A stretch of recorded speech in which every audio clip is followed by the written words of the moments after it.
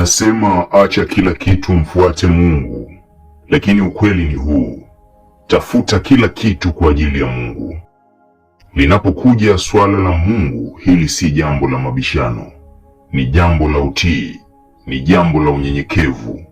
Hakuna Mungu wako wala Mungu wangu, kuna Mungu wetu mmoja, sio wengi, na anajua anachokifanya.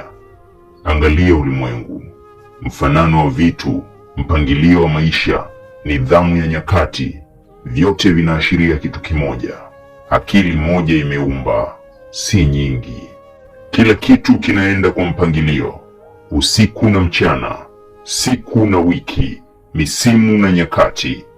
Hakuna bahati mbaya, hakuna makosa. Tunapoona mapungufu, mara nyingi si makosa ya uumbaji, ni tafsiri zetu, kwa sababu kila kinachotoka kwa Mungu ni kamili.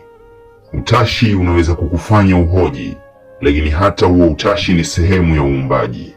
Hivyo usikufuru, kaa kimya na tafakari.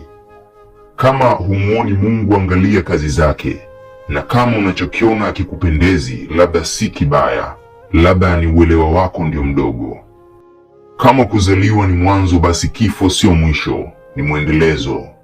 Unakubali magari yametengenezwa, unakubali majengo yana wabunifu, lakini unaona dunia, mbingu, jua, mwezi, vyote hivyo vimetokea tu bila kusudi. Hapo sio kukosa jibu, ni kukataa kufikiria. Vyovyote unavyofanya, tafuta, jenga, fanikiwa, lakini fanya yote hayo kwa ajili ya Mungu. Ishi kwa unyenyekevu, tenda wema na rudisha shukrani, kwa sababu nafasi ulionayo ulipewa kwa neema. Usimwache Mungu, mfanyie kila kitu.